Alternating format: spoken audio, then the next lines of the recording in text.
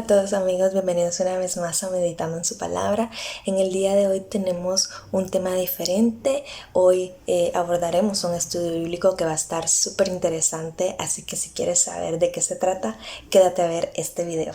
Ok, y antes de darle inicio a este estudio bíblico, yo te invito a que cierres tus ojos un momento y me acompañes en esta oración. Amado Padre Celestial, te pedimos, Señor, en esta hora que seas tú dándonos la sabiduría y el entendimiento para poder comprender tu santa palabra. Señor, que seas tú a través de tu Espíritu Santo guiándonos y dándonos el entendimiento, Señor, dándonos de tu interpretación, que sea la tuya y no la nuestra, para que podamos extraer el mensaje que tienes preparado para nosotros en el día de hoy. Padre amado, te pedimos que quites toda distracción de nuestras mentes, Señor, en nuestro corazón, para que podamos concentrarnos y realmente sumergirnos en tu santa palabra. Señor, te lo pedimos en el nombre de Jesús. Amén y amén. Ok, entonces ahora sí vamos a darle inicio a lo que sería el estudio de la carta de Filemón. Y algo que quiero hacer es entrar un poquito en contexto, y para esto es necesario, informarnos un poquito sobre algunos datos importantes de esta carta. Y el primero de ellos es que el autor de esta carta es el apóstol Pablo.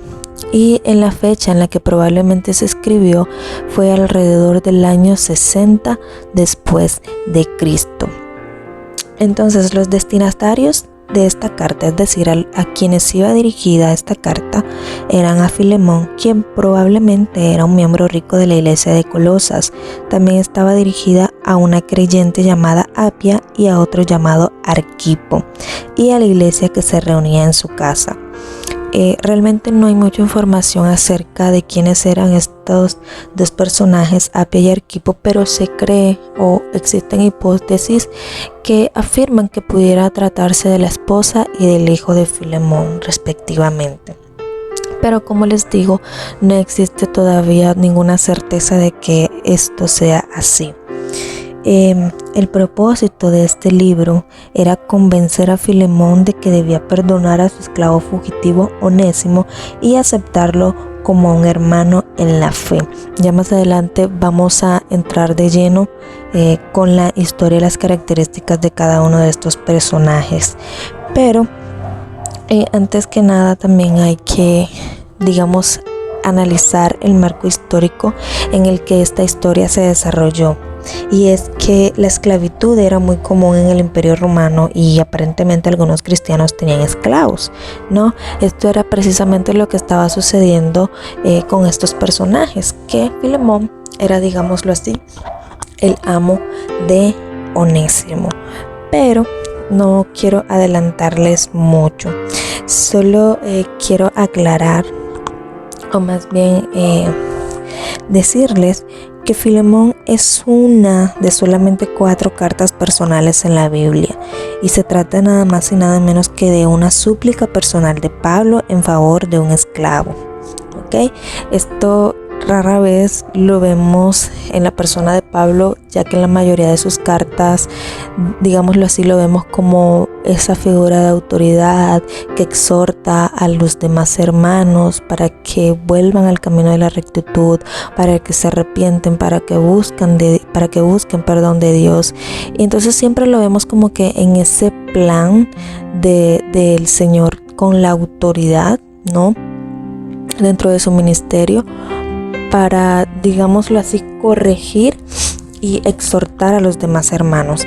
Sin embargo, aquí lo vemos más bien como un padre amoroso que intercede por 2 hijos en la fe. Vamos a iniciar entonces con lo que sería ya la lectura de este primer y único capítulo de la carta de Filemón. Versículo 1. Pablo, prisionero de Jesucristo, y el hermano Timoteo, al amado Filemón, colaborador nuestro. Quiero detenerme un momento en este versículo para hacer una aclaración. observemos que Pablo en esta oportunidad se refiere a sí mismo como prisionero de Jesucristo. En otras cartas quizás lo vemos referenciado como siervo de Jesucristo, pero en esta oportunidad él se refiere a sí mismo como prisionero. ¿Y por qué esto? Porque Pablo, cuando escribió esta carta alrededor del año 60 después de Cristo, estaba bajo arresto domiciliario en Roma. Si ustedes gustan, pueden leer un poco más de esto en el libro de Hechos, capítulo 28, del verso 30 al 31. ¿Ok?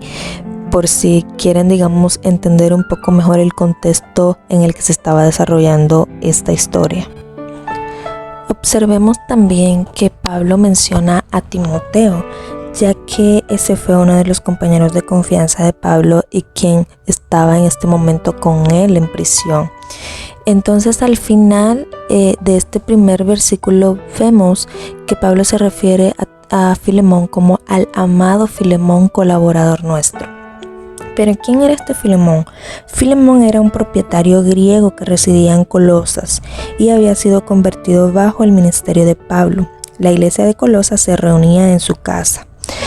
En esta situación, en este contexto en el que se desarrolla esta historia, es necesario también buscar otras referencias bíblicas, como el caso de la carta a Colosenses, que nos arroja un poco más de luz acerca de lo que estaba sucediendo, porque muchos cristianos estaban siendo perseguidos, ¿no? La iglesia del Señor estaba siendo perseguida y por lo tanto ellos tenían que buscar ciertos lugares para ocultarse. Entonces es necesario entender ciertas cosas. Primero, que Timoteo estaba con Pablo. Recordemos que Timoteo fue uno de los compañeros de confianza de Pablo y que pues en estas circunstancias él estaba con él.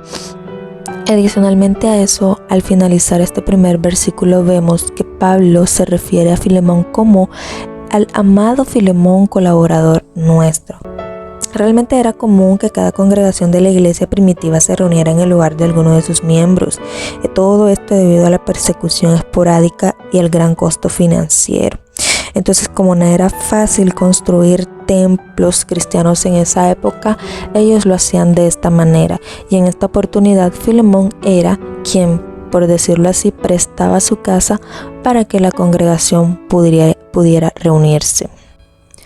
Por esta razón y por la actitud colaboradora de Filemón es que Pablo le guardaba un gran aprecio y cariño, y por esta razón se refiere a él como el amado Filemón, colaborador nuestro. Seguidamente en el versículo 2 vemos referenciados a otros personajes. Dice: y a la amada hermana Apia y a Arquipo, nuestro compañero de milicias, y a la iglesia que está en su casa. Como lo mencioné anteriormente, todavía existen hipótesis sobre quiénes fueron estos dos personajes. Versículo 3: gracia y paz a vosotros de Dios nuestro Padre y del Señor Jesucristo. Esta creo que es sin duda el saludo característico de Pablo en sus cartas. Vemos que siempre se refiere de la misma manera: gracia y paz. Versículo 4: doy gracias a mi Dios, haciendo siempre memoria de ti en mis oraciones. Versículo 5: porque oigo del amor y de la fe que tienes hacia el Señor Jesús y para con los santos. Observemos cuidadosamente que Pablo rescata varias cualidades de Filemón. En primera instancia, que era un hombre amoroso, un hombre que mostraba compasión hacia los demás, ¿no? Un hombre que mostraba siempre una actitud de lealtad, una actitud de amor, de generosidad para con sus hermanos en la fe. Entonces, era una influencia realmente positiva dentro de la congregación, y era precisamente esto lo que Pablo quería reconocer en primera instancia antes, digamos, de entrar en el tema real de conversación, la esencia de esta carta. Y dice el 6: para que la participación de tu fe sea eficaz en el conocimiento de todo el bien que está en vosotros por Cristo Jesús, pues tenemos gran gozo y consolación en tu amor, porque por ti, oh hermano, han sido confortados los corazones de los santos. Pues continúa, ¿no? Pablo digamos, aplaudiéndole a Filemón toda la obra que estaba haciendo por el ministerio y pues su actitud siempre de colaboración y su entrega para con los demás hermanos de la iglesia.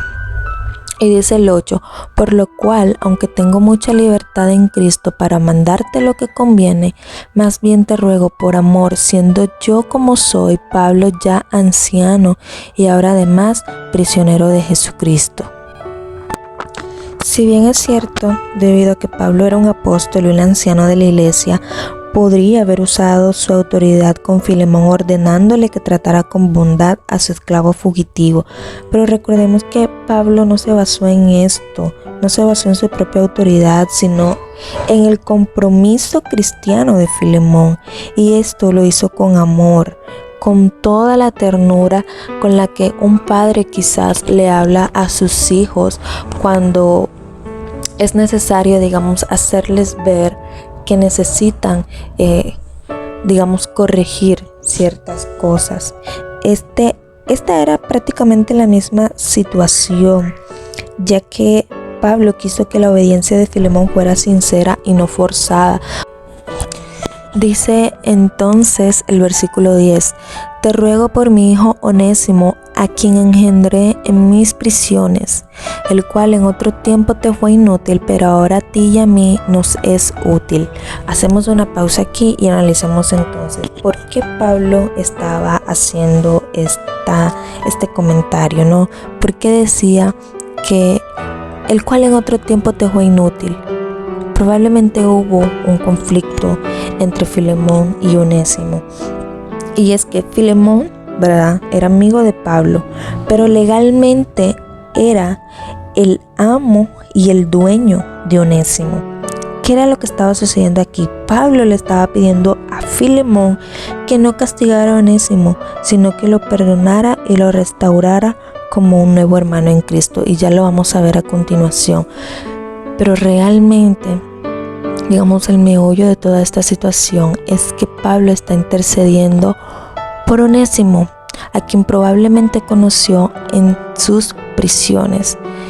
Pablo, si bien había sido encarcelado a causa de la predicación del evangelio, pero Onésimo había sido encarcelado probablemente porque al huir de la casa de su amo, ¿verdad?, encontró refugio en Roma, como era la costumbre de muchos esclavos fugitivos que huían a Roma con la esperanza de escabullirse dentro de la multitud y no ser encontrados por la ley.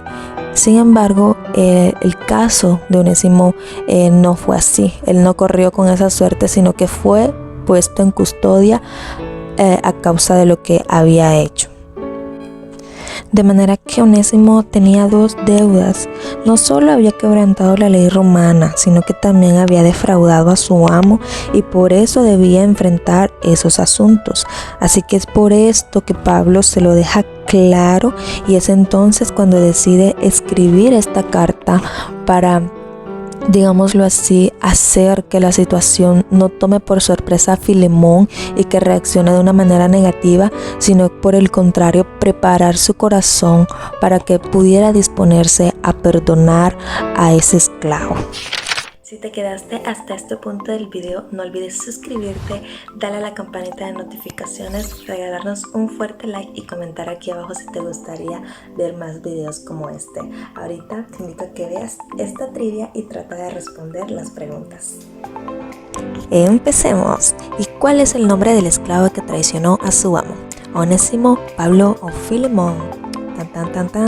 Y la respuesta correcta es Onésimo. Muy bien.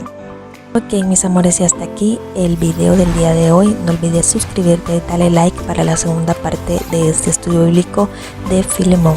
Nos vemos por aquí. Hasta la próxima. Chao, chao.